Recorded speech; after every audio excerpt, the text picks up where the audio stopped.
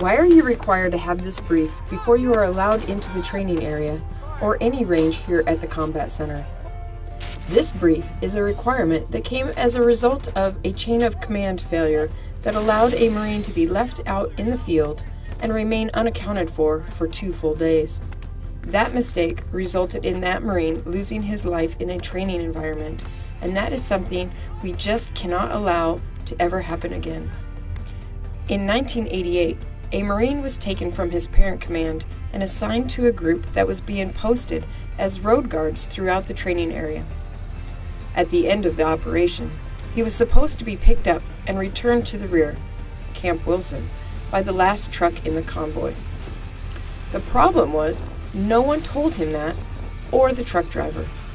As a result, he was not picked up and not returned to Camp Wilson.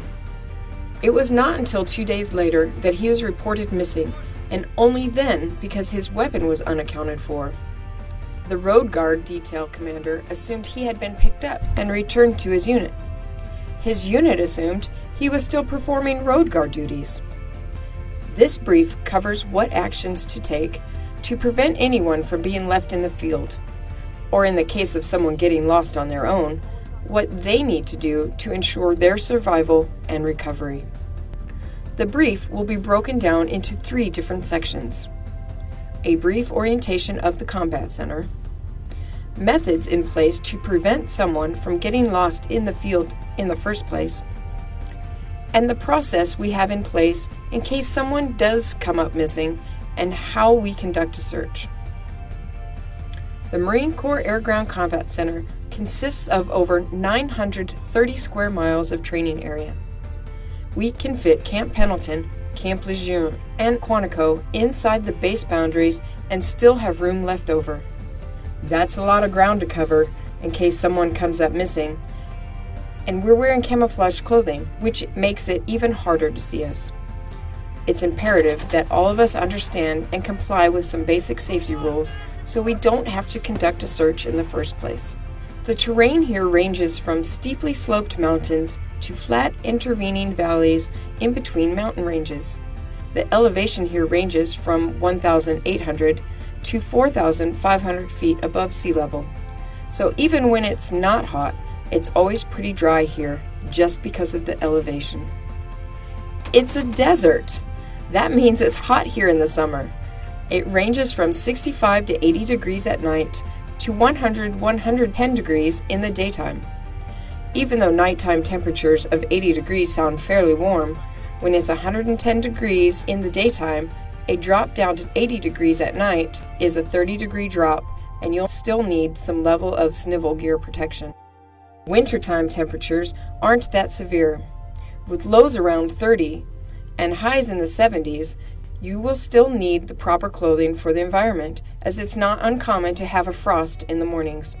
The desert temperatures can be lethal. In August 2003, we found the remains of 2 civilians in the Emerson Lake training area. In August of 2011, 2 tourists died in the national park just south of the Combat Center. Contrary to popular belief, it does rain here. We get an average of between 4 and 6 inches of rain a year here. In the summer, that manifests itself as flash floods with periods of heavy rain in a very short period of time. The ground cannot absorb that much water that quickly, and the runoff turns into a flash flood. So please avoid the washes and other flood-prone areas during our flash flood season, especially if you are in a survival situation. Remember, it does not have to be raining where you are for a flash flood to occur. It can be raining several miles from your location, and the flood waters can reach you. There are 3 major rules to live by here at the Combat Center.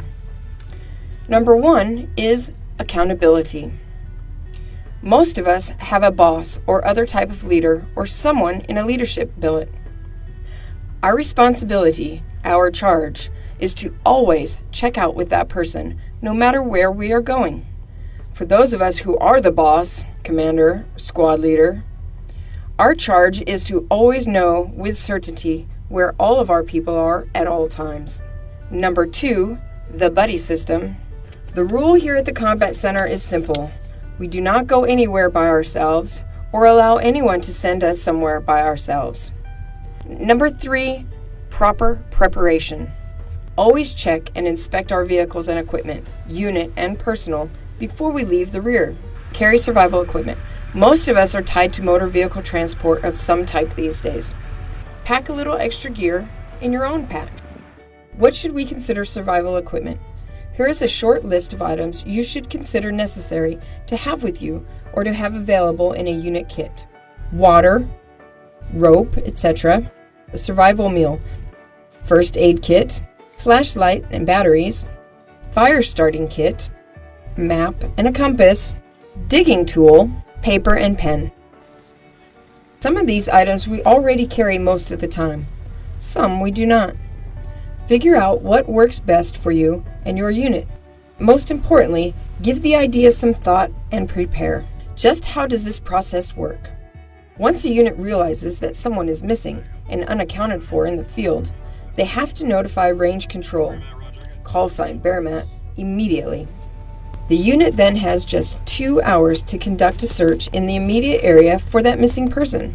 After 2 hours, if the unit is unsuccessful in locating whoever is missing, the Combat Center will activate the base order governing search and rescue.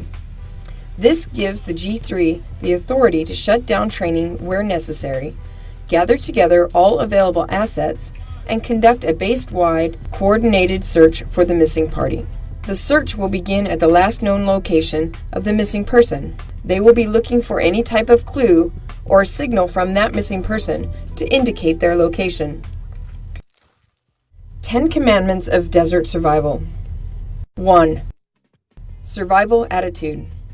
A positive mental outlook is essential to your survival. If you give up and quit, you will probably not survive. 2. Stay put and stay calm. Most folks are rescued sooner if they remain in place than if they decide to walk for help. Stay near your location, unless a main road is close by. Relocate only to reach safety and water. Just do not overexert yourself in the process. 3. Move only if necessary, and only at night. Make your movement when it's cooler in the evening, but while you still have light to see by. Have a clear destination in mind before you move. 4. Conserve sweat, not water. Rest by day, work and move around when it's cooler in the morning or evening. Drink when needed in order to stay hydrated. You do not drink urine, but you can rub it on your body to keep cool. 5. Protect your body. Loosen, but do not remove your clothes. You don't want to get sunburned or torn up by the vegetation or rocks. Keep in mind that the ground will be hotter than the surrounding air due to the ground reflecting that heat back up into the atmosphere. If you get a little above or even below ground level, you will be much cooler. Stay in the shade, natural or man-made. 6. Make a fuss when you see or hear others around your location. Signal by whatever means you have. Make marks in the sand or rocks, SOS or help. Start a fire, smoky ones during the day and bright ones at night. Just remember where you are. There is a lot of unexploded ordnance here, both on and underneath the ground. 7. Don't eat anything. Food is water demanding. No salt or salt tablets. Keep the water near the surface of your skin where it can keep you cool. 8. Keep your mouth closed. When you breathe with your mouth open, you lose water even more quickly. 9. Think like a searcher. Help us to help you. Leave a note, make a signal. Make it easier for us to find you. And 10. Use your head, not your sweat. Use your military training. Assess the situation. Formulate a plan for your survival. Implement the plan. Self-discipline is a must in order for you to survive. Thank you very much for your time today. Hopefully you will not have to actually use any of this information. Enjoy your stay here at the Combat Center.